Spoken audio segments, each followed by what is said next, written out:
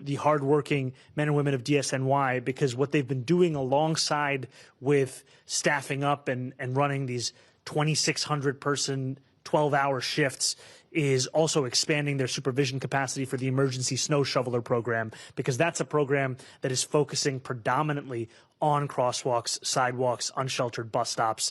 And thanks to their work, we've already been able to more than double the number of New Yorkers who are doing that, and we are looking to see that number continue to increase given their newfound capacity of 1,800 per shift. I got time for a few more. Hannah, go ahead. We'll go to Jared. Hi, Hannah. How's it going? Good. How are you? I'm just wondering, there on homeless encampments, do you have any plans to suspend the 7-day window between when you're notified and then when they're taken off the street? And do you have any regrets about how you handled the homeless situation last time? So there are no cleanups that will take place over the course of the blizzard. The blizzard is a time when our focus should be not on physical infrastructure, but on people and on getting them indoors. And I'm incredibly thankful, frankly, to the more than 500 outreach workers who have been traversing our city to look to connect homeless New Yorkers with their services and the support that they need. And I can tell you that the last storm was one of the first storms that our city had seen in quite some time.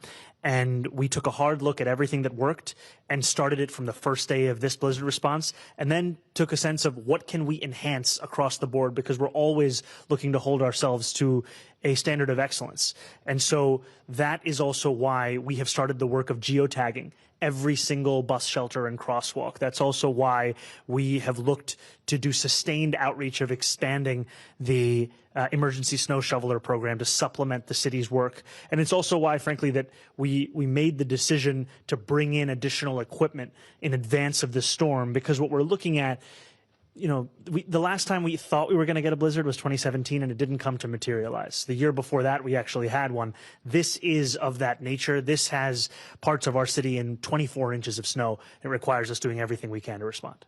I also have a follow-up on the removals. You mentioned that DHS was in charge of the 79 got replaced. Were there any placements made by the NYCED? I know you said there were no involuntary removals, but can you just clarify that? We can get back to you on that. I can tell you that the NYPD has made a number of placements in response to the prior storm and has been a critical part of the first responders that we have. Jared, last question. Hey, how's it going? So you mentioned there's been no fatalities in this storm. Do you attribute that to a different approach, or because the cold wasn't as much of a factor? I think when we're talking about the previous storm, we're talking about a level of Arctic conditions that the city had not seen for many, many years. And unlike in prior storms, after the snowfall, there wasn't an increase in temperature. Even this time around, though it is a blizzard, one of the few pieces of good news is that we will see 40-degree weather sometime in this week. The previous time, we were seeing sub-freezing weather for day after day after day. There was a period where it was colder in New York City than it was in Antarctica. And that is the chief reason that the city was facing an extended period of hazardous conditions.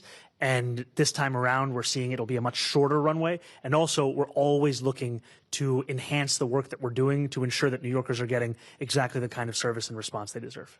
Thank you all. Thank you. Thank you so much.